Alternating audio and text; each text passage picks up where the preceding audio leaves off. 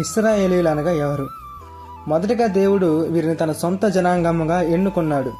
ఎలా అంటే, దేవుడు అబ్రహాం గారిని మొదటగా పిలుచుకున్న తర్వాత అబ్రహాం గారికి దేవుడు ఒక వాగ్దానం చేశాడు.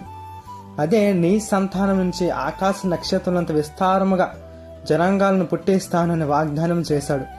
ఆ వాగ్దానం ప్రకారంగానే అబ్రహాం కుమారుడైన ఇస్సాకు కుమారుడైన యాకోబుకు పుట్టిన 12 మంది కుమారులు.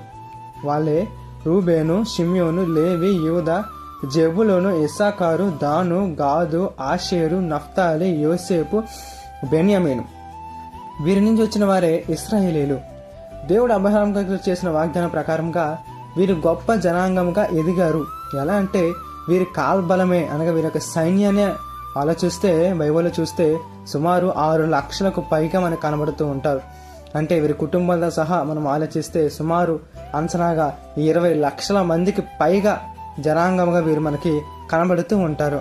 దేవుడు ఇంతగా వీరిని ఆశీర్వదించాడు.